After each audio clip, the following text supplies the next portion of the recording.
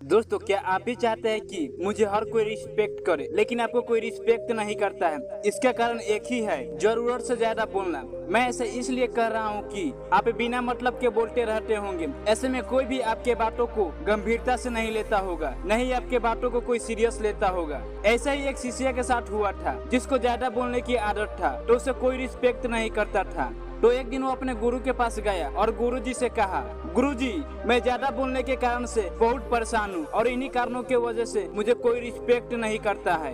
तो गुरुजी ने शिष्य से कहा, तुम इन 5 परिस्थितियों में कभी मत बोलना, तुम्हें हर कोई रिस्पेक्ट और इज्जत करेगा। गुरुजी ने ऐसा कौन सी 5 परिस्थितियां बताएं जहां नहीं बोलने पर रिस्पेक्ट और इज्जत मिलना शुरू हो जाता है? चलिए कहानी के माध्यम से समझते हैं।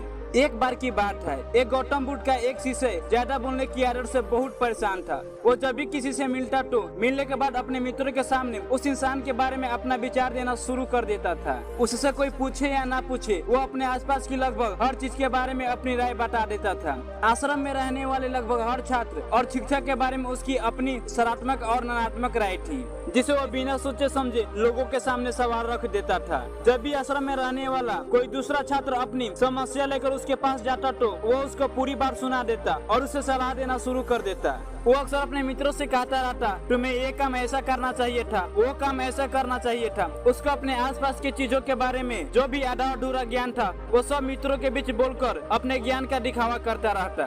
उसकी इन्हीं हरकतों की वजह से आश्रम का कोई भी छात्र उसे गंभीरता से नहीं लेता था। अक्सर उसके साथ पढ़ने वाले छात्र उससे दूर रहने की कोशिश करते थे, क्योंकि वो हर बार उन्हें सलाह देने लगता था। कोई भी उसे अपना मित्र बनाना नहीं चाहता था, सब उसे दूर रहना पसंद करते थे। अक्सर आश्रम में रहने वाले कई छात्र उसकी इन आदतों की वजह से उसका मजाक बनाते थे। उस लड़के को भी पता था कि उसकी ज्यादा बोलने की आदत की वजह से कोई भी उसे पसंद नहीं करता है। वो भी अपनी इस आदत को बदलना चाहता था, लेकिन वो चाहकर भी हर बात पर अपनी राय देने की आदत छोड़ नहीं पा रहा था। पर एक दिन वो अपने गुरु के पास गया और अपनी सारी समस्या गुरु को बताई। गुरु ने कहा, बेटा, ज्यादा वही इंसान बोलता है जिसे लगता है कि वो सब कुछ जानता है, पर जो इंसान ये मानता है कि वो बहुत ही थोड़ा जानता है और ऐसा बहुत कुछ है जो उसे सीखना है, तो वो कभी भी जरूरत से ज्यादा नहीं बोलता है और न ही किसी को बिना मांगे राय देता है। इसलिए पहले खुद के अंदर का ये अभिमान हटाओ कि तुम्हें सब कुछ पता है। शिष्य ने गुरु के सामने अपना सिर झुका दिया। फिर गुरु ने कहा, तुम्हारा ज्यादा बोलने की आदत को मैं एक दिन में तो खत्म नहीं कर सकता। ये आदत तुम्हें खुद ही अपने अंदर से धीरे धीरे कम करनी होगी, लेकिन तुम्हें ये जरूर बता सकता हूँ कि किन मौकों पर तुम्हें शांत रहना चाहिए, ताकि तुम खुद को दुखी होने से और किसी बड़ी मुसीबत में फंसने से बच सको।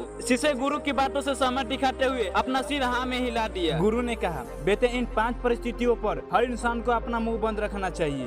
पहली परिस्थिति, जब तुम्हें लगे कोई तुम्हारे भावनाओं को तुम्हारे शब्दों से नहीं समझ सकता, उस समय तुम्हें चुप रहना चाहिए। अक्सर हम लोगों को अपनी दुख परेशानियां बताना शुरू कर देते हैं, जबकि हमारे आसपास रहने वाले ज्यादातर लोगों को इससे कोई मतलब ही नहीं रहता है कि हमारे जीवन में क्या गुजर रहा है। हर इंसान को केवल खुद से मतलब होता है। वो केवल खुद के बारे में बात करना चाहता है, केवल खुद की तारीफ सुनना पसंद करता है। उन्हें हमारे जीवन की परेशानियों से कोई मतलब नहीं रहता और न ही वो सुनना चाहते हैं। हो सकता है 1 या 2 बार तुम्हारी दुख भरी कहानी सुन भी ले, लेकिन उसके बाद तुमसे दूर भागना शुरू कर देंगे, क्योंकि कोई भी किसी दुखी और हास्य इंसान के साथ रहना पसंद नहीं करता है। इसलिए कभी भी अपने कुछ करीबों, मित्रों और परिवार वालों को छोड़कर किसी ऐसे इंसान को अपनी परेशानी ना बताएं जो तुम्हारे बातों को समझने की बजाय उनका मजाक बनाए। ये तुम्हारी मजबूरी का फायदा उठाएंगे।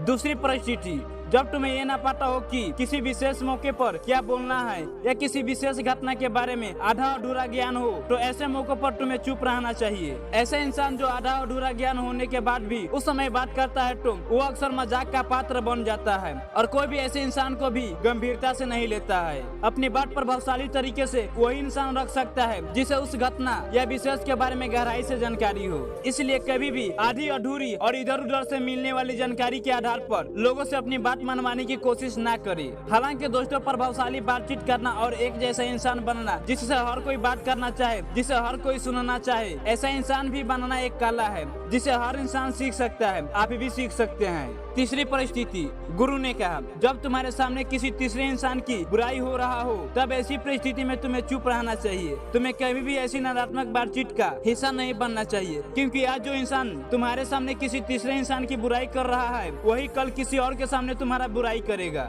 और इस बात का ज्यादा संभावना है कि आज तुमने उसके हाँ में हाँ मिलाने के लिए हो गए तीसरे इंसान की जो बुराई की है, वो कल रिश्ते ठीक होने पर वो तीसरे इंसान से कहे कि तुमने तुमने उसके बारे में क्या कहा था, तब आपकी क्या ही इज्जत रह जाएगी। थोड़ा विचार कर सोचिएगा। इसलिए जब भी कभी कोई भी तीसरे इंसान की बुराई करे तो या उसके समय का गलत मजाक उड़ाए तो तुम्हें उसकी बातें सुन लेनी चाहिए। आपको अपनी कोई भी राय वहाँ नहीं रखनी चाहिए। चौथी परिस्थिति, जब कोई तुम्हारे ऊपर गुस्सा करे और तुम्हें अपमानित करने की कोशिश करे, तब ऐसी परिस्थिति में तुम चुप रहकर सामने वाले के गुस्सा कम कर सकते हो और स्थिति बिगड़ने से बचा सकते हो, क्योंकि क्रोध एक ऐसी चीज है जो मानसिक स्थिति को नष्ट कर देता है। इस स्थिति में मनुष्य सोच विचार नहीं कर पाता है, जिस वजह से उसके मुंह से केवल कड़वी बातें ही बाहर निकलती है। जब तुम्हें सामने वाले के क्रोध का जवाब क्रोध से ना देकर उस समय चुप रह जाते हो, तब यह बात उस क्रोध करने वाले इंसान के दिल में लगती है और गुस्सा कम होने पर उसे अपनी गलती का पछतावा होता है। लेकिन तुम्हारा हर परिस्थिति में चुप रहना भी ठीक नहीं है। अगर कोई गलत कर रहा हो तो तुम्हें उसका जवाब भी देना चाहिए।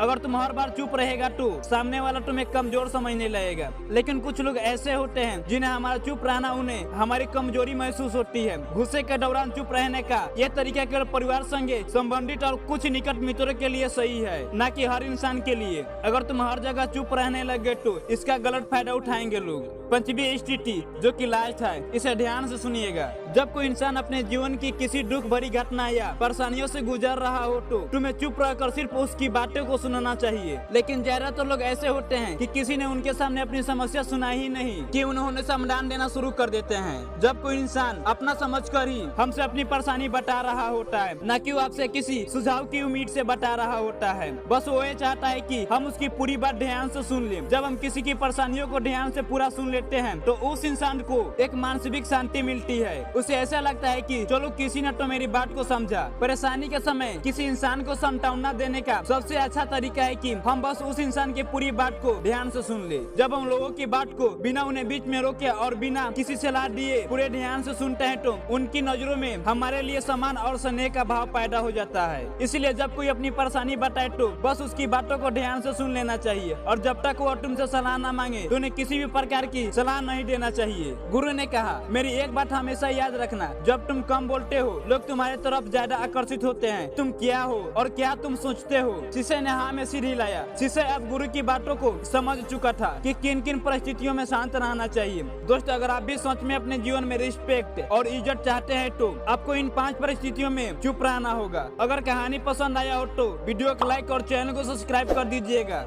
जब तक के लिए मिलते हैं अगले वीडियो में।